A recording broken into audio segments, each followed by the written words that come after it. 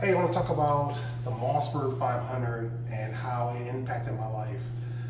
In 2008, the country was going through the Great Recession. I was living in Michigan and things were even worse. So I decided to get some practical experience by working for AmeriCorps. I joined as AmeriCorps, a Vista Volunteer and Service to America. So I actually ended up applying pretty late in the season, so I applied for this position in Alaska.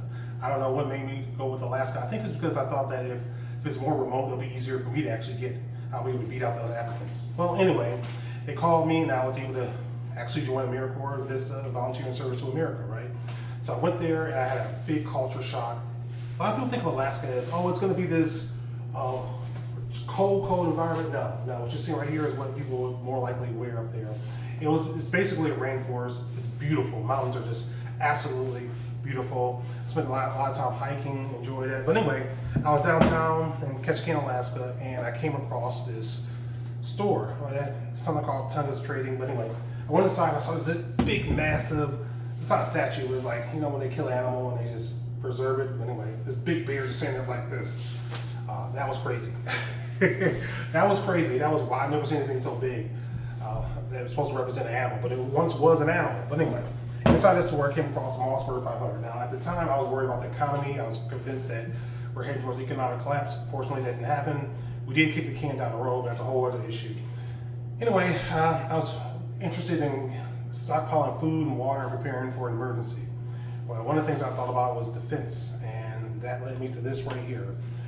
This right here, the Mossberg 500. I saw this in the store, and I did some research. I thought it'd be a good home defense weapon, a good overall weapon, and I gotta tell you, it set me on a journey where I really started to embrace the Second Amendment.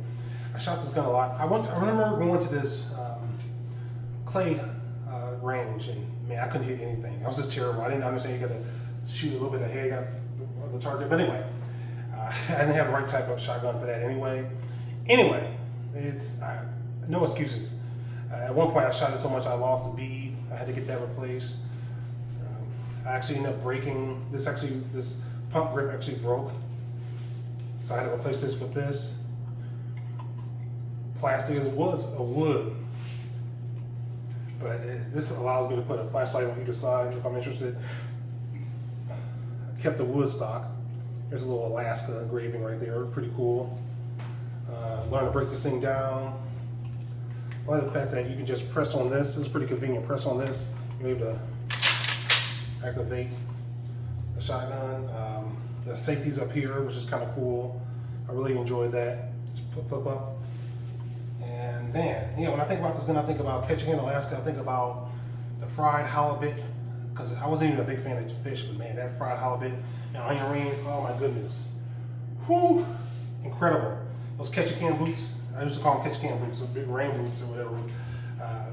Yeah, think about how the tourists used to come in to the docks, because it turned into like a tourist town in the summer months. A lot of those cruise ships would come in, and those stores would get a lot of business that way. I actually end up working in one of those stores, which is kind of cool. But anyway, when I see this, I don't shoot it very often, but when I see it, I think about my time back then in Alaska.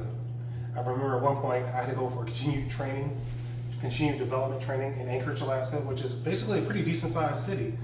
And with plenty of amenities. I went to this one movie theater, the Beartooth Theater or whatever. They used to serve warm food, pizza and burgers and all that stuff while you watch the movie. I watched this movie called Teeth. It's about this woman that had teeth below in her private section. It's sort of a crazy movie, but I'll never forget it. And I really appreciate my time in Alaska. I really appreciate having this Mossberg 500.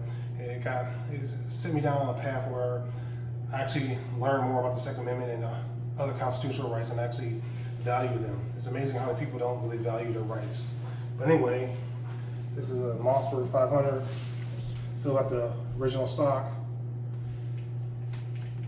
Thought about getting the pistol grips and all this other stuff, but this right here is released, so it complicates that. So I decided just to leave it alone.